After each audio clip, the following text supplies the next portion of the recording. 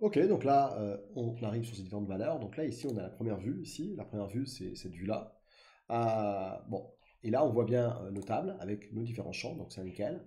Mais ce qui m'intéresse ici, c'est de passer dans la partie data. Ok, on va mettre plus d'informations intéressantes. On voit qu'il y a nos différentes colonnes ici correspondant à nos valeurs ici. Donc, première chose, on va changer ici les catégories. Donc là, vous allez voir que c'est très intéressant, surtout après. Donc là, on va dans catégorie, et ici, on va choisir non pas country, mais country. Ça va être la géographie, et on le verra plus tard, que c'est super intéressant. Ok, donc ça change rien, mais vous verrez plus après, ça va changer des choses. Et là, vous remarquez que vous voyez rien, mais là, on voit bien que déjà, il a mis un petit map monde ici, donc ça veut dire que déjà, il a bien reconnu. Ok, donc on va aller directement maintenant dans la partie Report View, hein. Report View, c'est cette partie-là ici, Report, c'est ce qui va nous intéresser justement maintenant. Ok, on va imaginer que là on est intéressé par cette Stacked Column Chart. Ok, donc on va cliquer dessus, et là vous allez voir que ça va s'afficher ici. Alors il y en a plein d'autres ici, hein, il y a quand même énormément de possibilités, mais là on est intéressé par cette partie-là. On n'a pas encore donné dessus, je peux être plus grand si je veux, je peux le centrer, vous voyez, vraiment je peux m'amuser un peu comme dans OneNote, hein, j'aime beaucoup cette partie-là, et le mettre comme je veux ici. Donc on a besoin de données maintenant, hein, parce que si on n'a pas de données, ça va pas très loin tout ça, hein. Donc qu'est-ce qu'on va faire? On va prendre d'abord la partie GDP ici. Et qu'est-ce qu'on va faire la partie GDP? Eh bien on va la mettre dans les valeurs. Ok, bon, ça va nous donner une valeur, mais bon, c'est pas terrible ici. Et donc en axis ici, qu'est-ce que je vais prendre? Ben, je vais prendre les années. Ok, donc je vais aller ici et je vais dans axis. Et là je prends les années. Ah là ça commence à devenir vachement plus intéressant. Bon, c'est pas encore fini, mais on y arrive. Et puis, je vais avoir évidemment, dans les légendes, ça va être mon pays. Donc, je vais dans Country ici, je vais prendre ça et je vais le mettre dans légendes. Ah! Et puis là, vous allez voir que du coup, évidemment, ça n'a plus rien à voir. On a enfin quelque chose qui est vachement intéressant.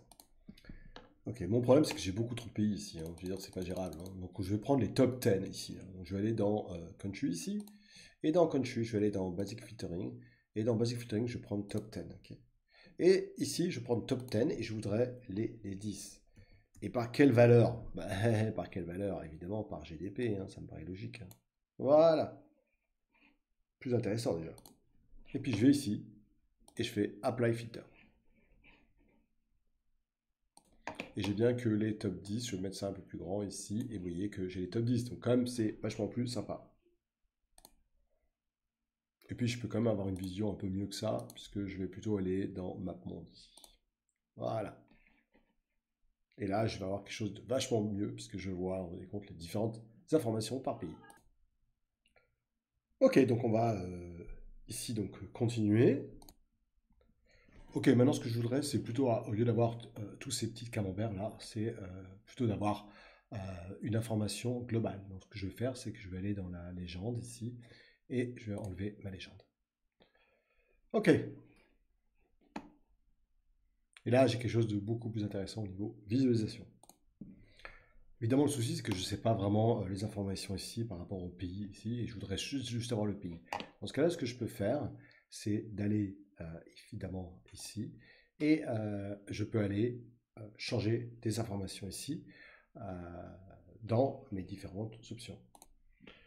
Donc là, je suis obligé de survoler en fait les différentes informations, mais là, dans ce cas-là, ce que je veux faire, c'est que je voudrais les afficher. Dans ce cas-là, je vais dans catégorie et je vais mettre off ici. Et là, c'est beaucoup plus parlant.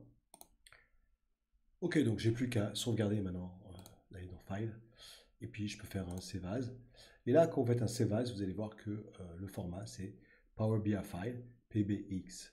Donc ce que je vais faire, c'est que je vais aller dans mon desktop.